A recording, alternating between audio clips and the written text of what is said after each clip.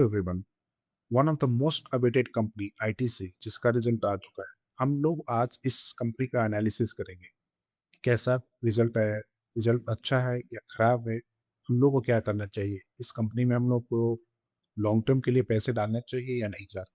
हम लोग इसका सारे डिटेल्स चेक करेंगे, फंडामेंटल्स और टेक्निकल्स। टेक्निकल में देखेंगे कि प्राइस कहाँ से गिर के आया है, कहाँ पे अभी ट्रेड कर रहा है, क्या उस चीज को फंडामेंटल सपोर्ट करता है या नहीं करता।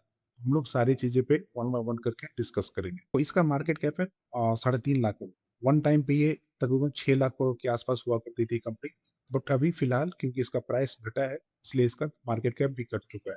ठीक है, इस पे हम लोग चर्चा करेंगे। फिलहाल पी पे, पी कहाँ पे है, पी पे हम लोग देखेंगे। पहले देख लेते हैं कि इसका रिजल्ट कैसा आया वो। तो आप देख रहे हो कि सेल्स जो है वो 19,000 करोड़ के आसपास है, 19,114 करोड़ के आसपास है, जो कि पिछले क्वार्टर से थोड़ा सा इंक्रीमेंट हुआ है। तकरीबन 300 करोड़ के आसपास ये इंक्रीमेंट हुआ है। अब जो सेल्स होता है वो डायरेक्टली होता है रेवेन्यू। अगर किसी कंपनी का सेल्स इंक्रीमेंट हो रहा है तो समझो कि उसका रेवेन्यू इंक्रीमेंट हो रहा है, डायरेक्टली होता है। जो सेल्स होता है उसी को हम लोग रेवेन्यू बोलते हैं। नेक्स्ट जो कॉलम है एक्सपेंस का, एक्सपेंस पे दिख रहा है हमको कि जो पिछले क्वार्टर में था 10,900 करोड़, वो बढ़ के 13,934 करोड़ हो चुका है। रेवेन्यू उतना ही तेजी से इंक्रीमेंट नहीं हुआ है जितना कि इसका एक्सपेंस तेजी से इंक्रीमेंट हुआ है। यहाँ तो एक निगेटिव चीज है। ऑपरेटिंग प्रॉफिट 6,924 करोड़ से घटकर 5,181 करोड़ हो चुका है, जो कि एक निगेटिव फैक्टर है, निगेटिव पॉइंट है यहाँ पे। ठीक है, अगर ऑपरेटिंग प्रॉफिट घट रहा है तो ऑब्वियसली ओपीएम भी घटेगा। यहाँ पे आपको दिख रहा होगा एक नेट प्रॉफिट का कॉलम है।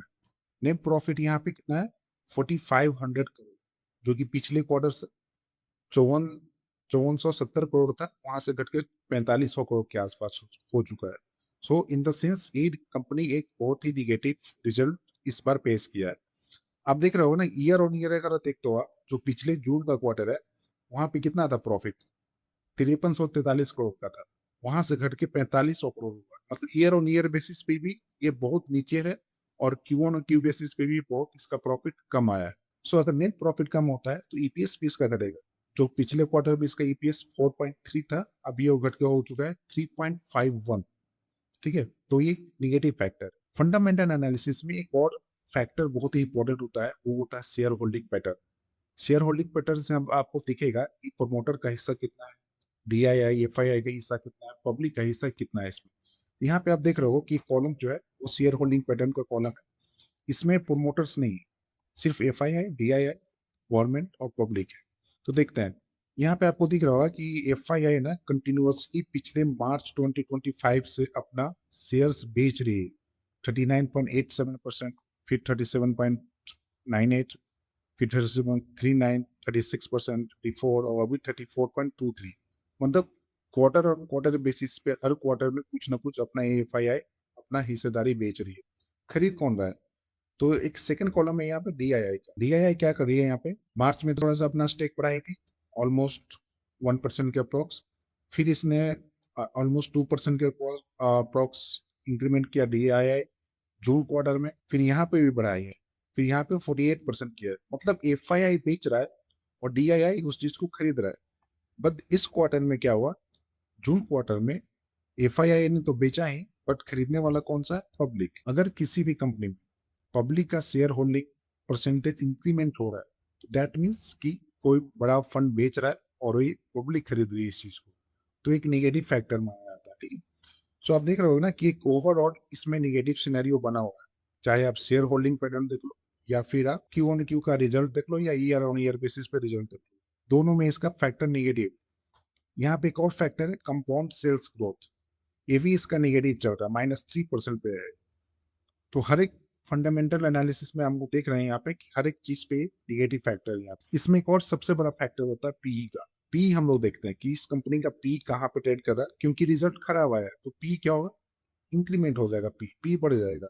क्योंकि प्राइस तो वही रहता है, रिजल्ट अगर खराब आता है तो ईपीएस घटता है, और पी निकलता कैसे है, प्राइस डिवाइडेड बाई ईपीएस। तो अगर प्राइस सेम के सेम है और ईपीएस घट गया तो पी बढ़ जाएगा। तो पी बढ़ रहा है इन द सेंस वो नेगेटिव फैक्टर।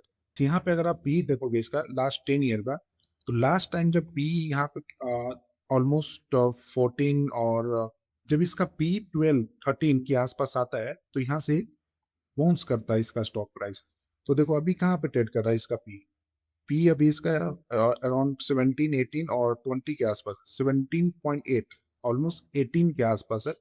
तो यहाँ से चांसेस है कि थोड़ा सा स्टॉप और फॉल हो सकता है, बट फंडामेंटल एनालिसिस के थ्रू अगर आपको देखना है इसमें, तो ये अगर पी जब इसका 12-13 के आसपास आएगा, तो यहाँ पे हम लोग इसमें लॉन्ग टर्म के लिए पैसे इसमें डाल सकते हैं। ये तो हो गया फंडामेंटल एनालिसिस। अब इसमें थोड़ा सा हम लोग चार्ट देखते हैं कि कहाँ पे ट्रेड कर रहा है। आईटीसी का चार्ट है, ठीक है। ये मेरा टाइम फ्रेम इसमें वीकली लगा हुआ है। आप देखोगे कि ये स्टॉक तकरीबन ऑल टाइम हाई से 40% फॉल हो चुका है ऑलरेडी कंपनी।